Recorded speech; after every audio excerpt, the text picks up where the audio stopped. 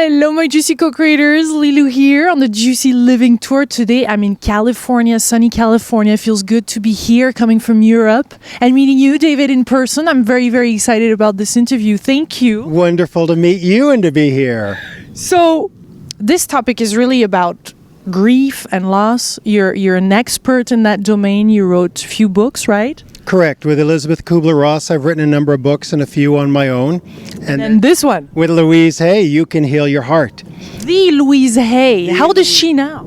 Oh my God, she's wonderful. She's enjoying life.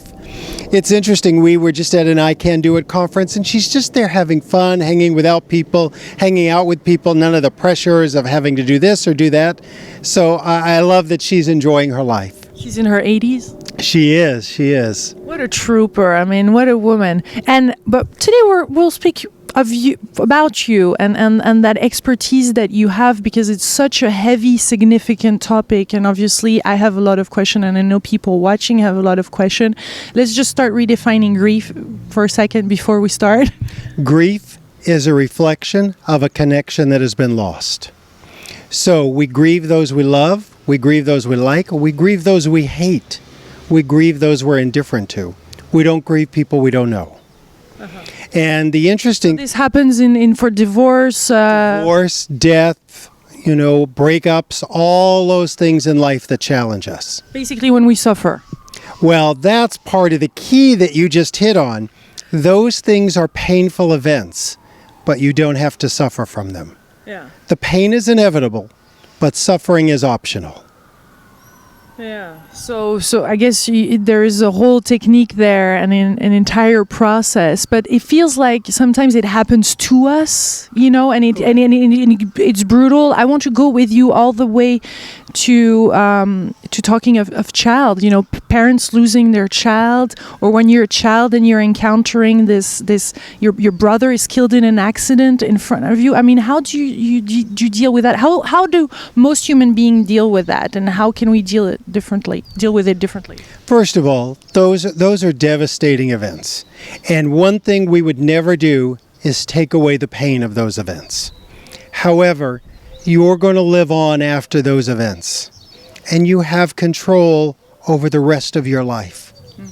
So when we talk about it, whether it's divorce or death or something horrific, the reality is we're going to have that pain. And the first thing we talk about, you have to feel your feelings.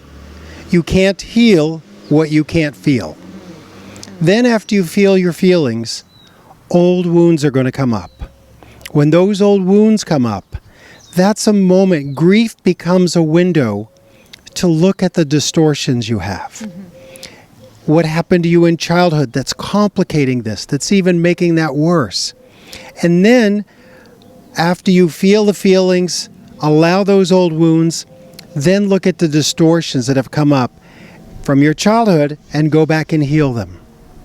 So let me give you some examples. Yeah, because I guess most people don't want to go back there. It's so painful, so hurtful. Most human beings put strategies in place to put that on the side and numb themselves. Maybe some people out there don't even realize the impact it has on their happiness and daily, not relating it to that event maybe in the past. Well, think of it. If you and your husband get divorced, maybe it wasn't your choice. You've got maybe 4 more decades of life. Do you want to spend that in regret, in shame, the divorce shouldn't have happened?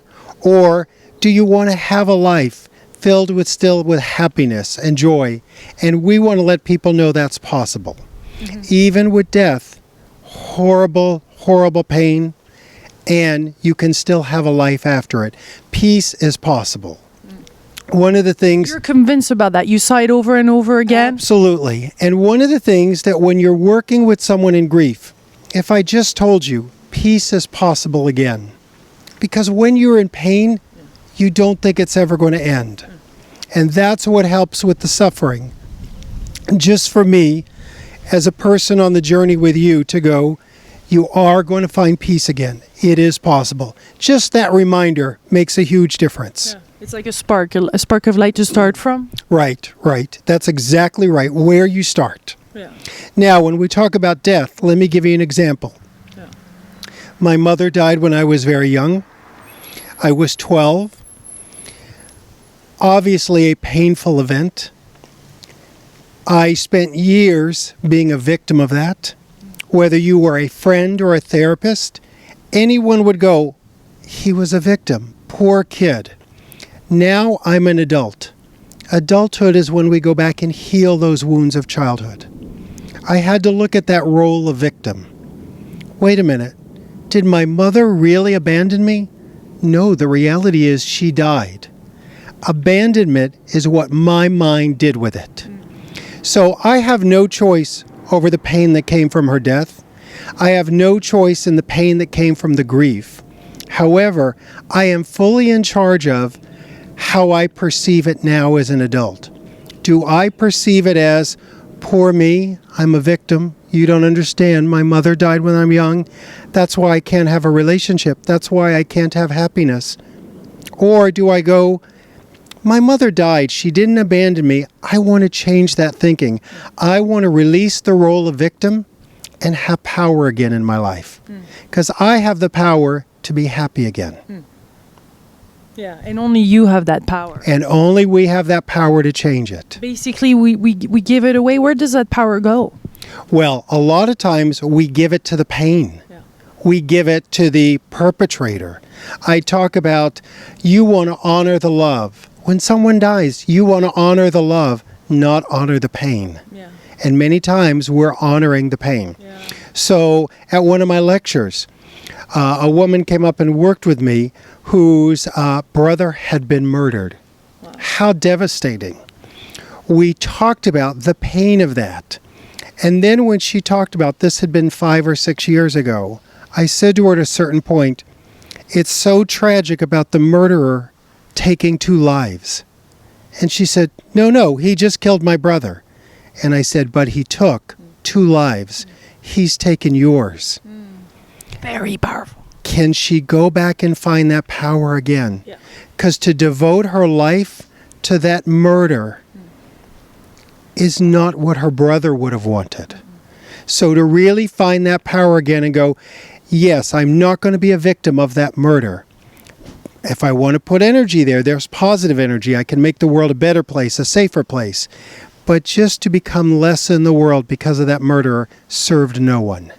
How about when there's a feeling of guilt implied in that? I mean, twisted within the drama of the situation. Of course, and guilt often happens in grief.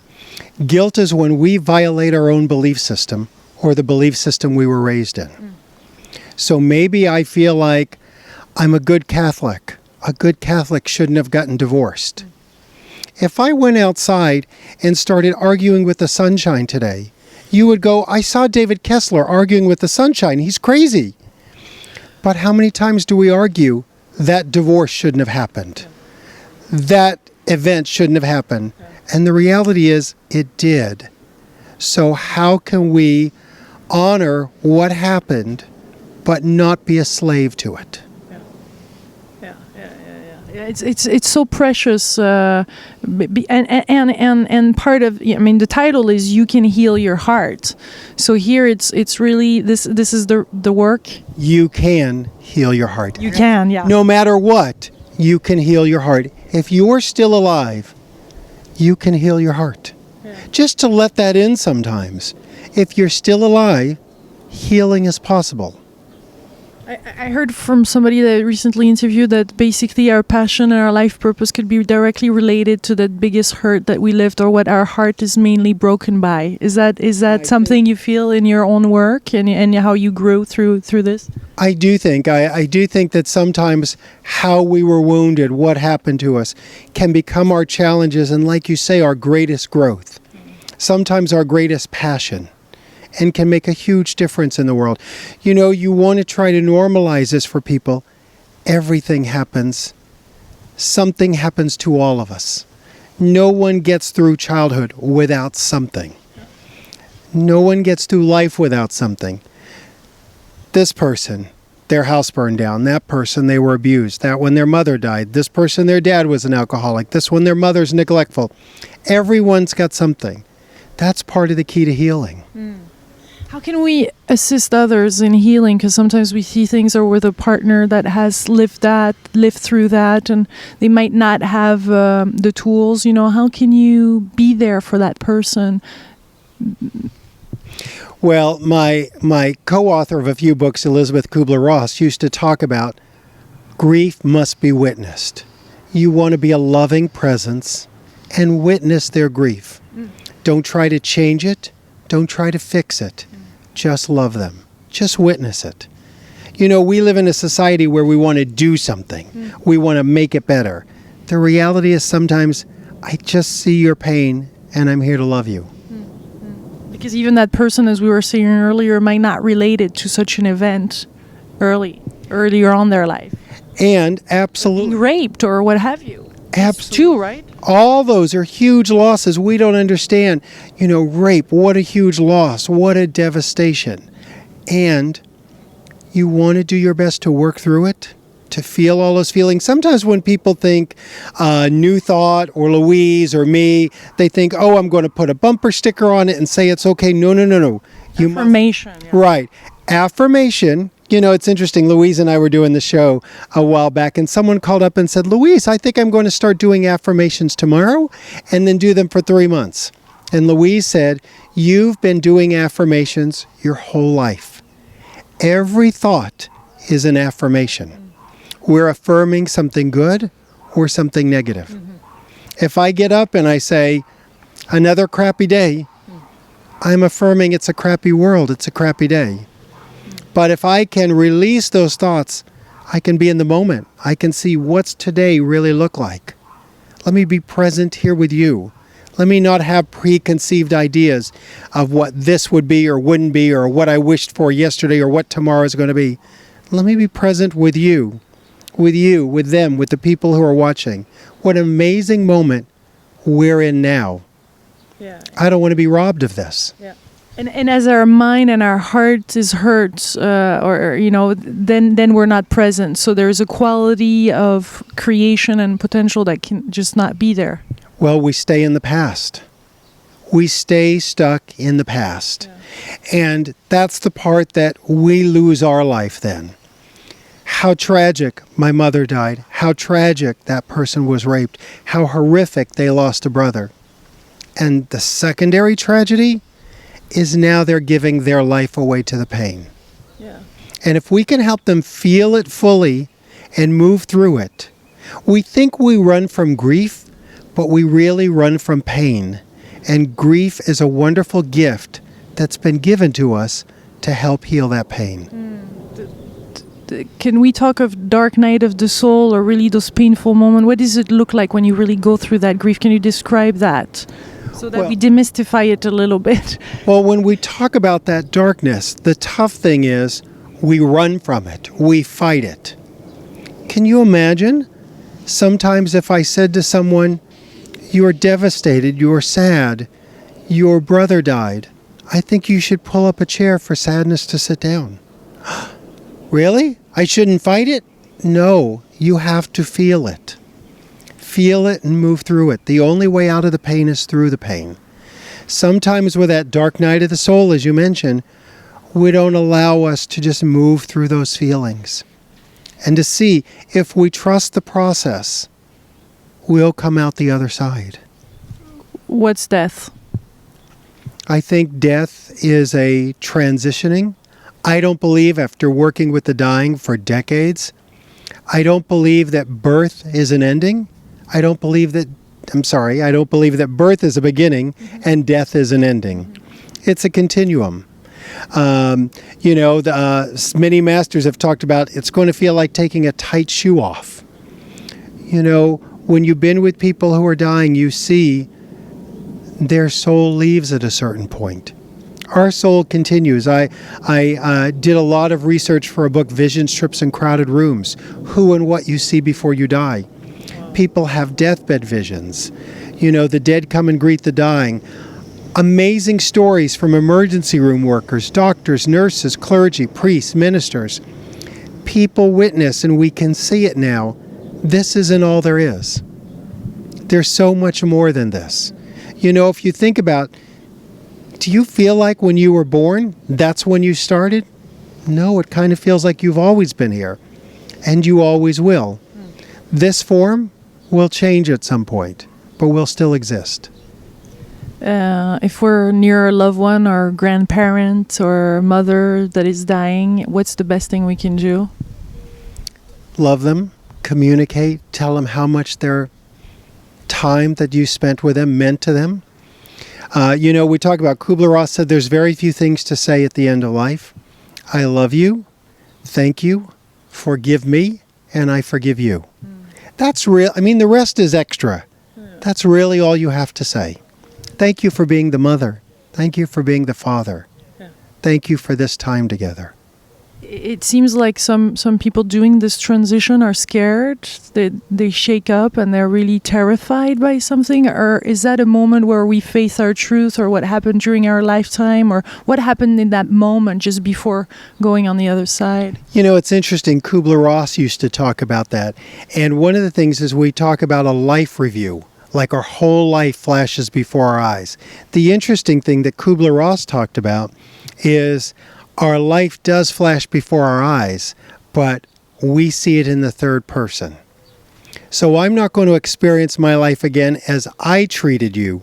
I'm going to experience my life again as you felt me treating you. So, it's a bit of a wake-up call that, our love that we give, our hate that we give, we may feel it again, and to choose wisely. And then after that, once it's transition, where do you think we go? What happens then? I don't know. I love that concept that, people will talk about, maybe I go everywhere. Maybe I go everywhere. Maybe I become part of the wind. Maybe I become part of my relatives. I often say to people who are with a loved one that is dying, you will take a piece of them and they will live on in you.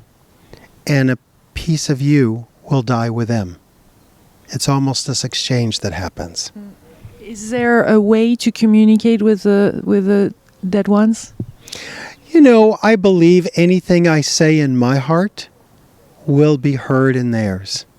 I sometimes when someone is dying, I'll tell their relative to sit in the room with their chair facing away from the bed and to practice feeling them spiritually. Because the day will come when you won't feel them physically anymore, but the spiritual connection is still possible. And sometimes when we lose one, a relative that was really close to our heart, we don't want to really let them go, and it's like they're still there and it's painful, but maybe the soul wants to lift up. And that's a challenge, because that's where we have to become our purist and go, do I want you to stay for you or for me? Because if I want you to stay to make me more comfortable, I really need to release you. I need to release you. And in fact, one of the lessons, that idea of, I'm just going to be in this moment and release you when you're dying. The truth is, I should release you when you're living. Any moment, you be you. I'm just here to love you. Maybe you'll be here, maybe you won't. But I have to release my agenda. Is there a way to heal our heart without going through these deep suffering, or is it kind of like a must? I think you have to feel the pain, but people, I believe, are surprised when they allow themselves to feel the pain. It's not as bad as they think. If I spend a year fighting the pain, then I go into feeling it, that's an extra year I didn't need to take fighting it. And I think many different things happen, horrible losses, pet loss. I have to tell you, a lot of people come up to me and say, my brother died, my sister-in-law died, my dog died. I'm having the most trouble with my dog. And I always say, if the love was real, the grief is real. So we even address that in here. We have a chapter on pet loss, which I'm so thrilled about, because so many people are attached to not only humans, but also our loved pets. It's such a beautiful point. Thank you for saying that. Yes, and some people even feel like the next pet or the next dog have that same spirit than the other one. That's, we don't know. I often say there's something a bit arrogant that we think, oh, I know this is what happens and that's where they go, and no, they're not here anymore. When someone goes, they're not here anymore, I'm like, how do you know? How do you know? Where's your proof? Maybe they are here. Yeah. Is there some life lessons in all this, some way to be proactive about our growth or the challenges maybe ahead that we might face without creating them? But, is there a way to learn lessons of your work, from your work? I think that if we realize grief is a window into our past, into our wounds, to not see grief as this horrible thing that happened to us, but instead realize this is part of my life experience. I can grow through this. I can have a life that honors my loved one who died, my pet that died, that divorce, that marriage. I say to people, you're so busy judging your marriage as a failure. What if it was a success? What if it taught you things? What if you got lessons? What if you produced wonderful children? When we go back to the pain is inevitable, those judgments add the suffering. And then what happens is we believe the judgment, we attach to it, and we suffer more. If I have a death and I go, no one's going to love me again like that, that's going to add suffering and change the course of my life. If I have a divorce or a breakup, women don't like me. I'm never going to have another husband like that. I'm never going to have another wife. Why do men always do that? Why do women always leave? Those thoughts not only cause suffering, but change our future. Yeah. And we don't have to have those thoughts. What are some of the things that can be put in place, like in hospices or different places, that we go to during our lifetime so that we prevent the suffering, maybe? Well, one of the things we're trying to do is to help people have more of a feeling of being with their loved ones. We've been living in a world now that's westernized medicine. Our loved ones go to the hospital. We only have a few minutes with them when they're dying. We're trying to bring them to hospices, to home, so that we begin to feel what our grandparents felt, to be with them in their last days, in their last years, to not turn them over to someone. Or if they do have to go to the hospital or a nursing home or any place they have to go, there's open visiting hours and we can see them a lot and bring our pets in and still have that connection. Mm-hmm. Beautiful. Is there something else that you would like to say that is important to mention regarding this conversation that we haven't touched on? I think it's been great. I think it's been great just for people to know that no matter what you've been through, it's most likely making you stronger, maybe healing some old wounds, and even giving you the best chance for true happiness and to heal your soul. You don't want to miss that healing. Yeah, it's a big opportunity there. It's a big opportunity. Thank you. So this is one of your books, You Can Heal Your Heart, with Louise Hay. You co-wrote this. What are the other titles in case we want to dig into this topic? Sure. They are The Needs of the Dying. Wonderful book I wrote. Mother Teresa praised it, who I learned a great deal from. Yeah, you met her. That's right. I did. She was an incredible lady. This tall and incredible.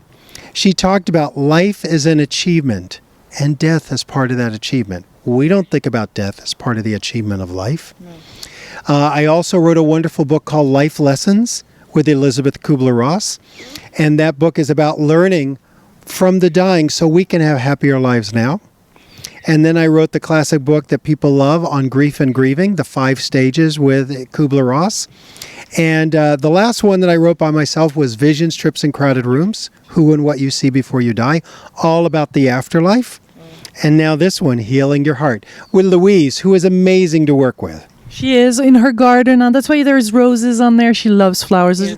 I'll tell you, the funny thing is, no one pays attention to thinking like Louise and what we say.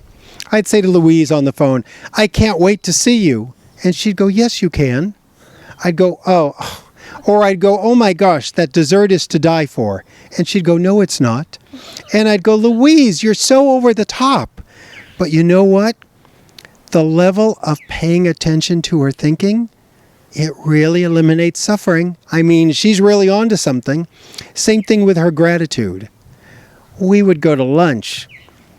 My goodness, she'd spend time being thankful for the green beans and the silverware and the waiter and the restaurant.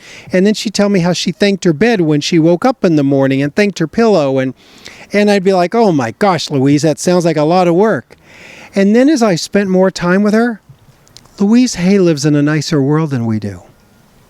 I'm like, you know what? She's really got something with that gratitude. Yeah, that's huge, yeah. Wow. She lives in a nicer world than most of us. So I try to take that on now instead of judging it. She's a true teacher to all of us. If it was her time to Louise, what would you like to tell her before she passed away? You know, the interesting thing is, I think I have to realize in that moment, it's the future. And we're not there yet. So I have to think about, what do I want to tell Louise today? And I want to tell her, Louise, I love you. And I thank you. And I'm so blessed you're in my life. You know, she's a courageous woman. She said to me a few years ago at lunch, she said, when I die, I want you there. And I said, are you okay? And she goes, oh my gosh, I'm just completely healthy. But she said, I want to live my life fully. And when my time comes later, I want to die fully. And I thought, wow, how courageous. And then she got up at a huge lecture and told people that. And I thought, I thought that was private, but she told the whole world. So she's an amazing woman. And I don't want to go into the future with her, but when the time comes, I'll be there and it will be an honor. Beautiful. Well, thank you. She's going to give us many more years knowing Louise. Yes. She has insights. Whenever you think Louise has told you all there is to know, oh my gosh, Louise hits a whole nother place and tells you more. Beautiful.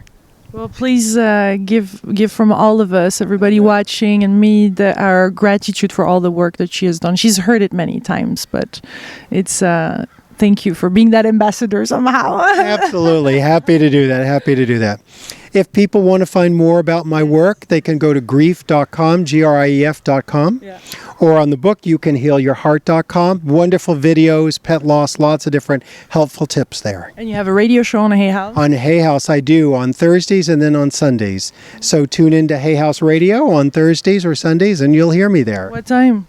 I am on 3 p.m. Pacific Standard Time here in the U.S., so figure it out where you are. And I love to take people's calls. That's where I do a lot of the counseling and really apply these principles. So if you have questions for David directly, well, that's the place to do so. That's the place. You can go to Hay House Radio. It's an app now, free app. So Thank you for all you do. Really wonderful to be with you. You are welcome. Thank you. It's my pleasure and delight to share this information with all of you beautiful co-creators out there. I hope this has been helpful. And we send you much, much love from California. Thank you, David. And send you some sun. We love you. Lots of sun. Big kiss. Bye.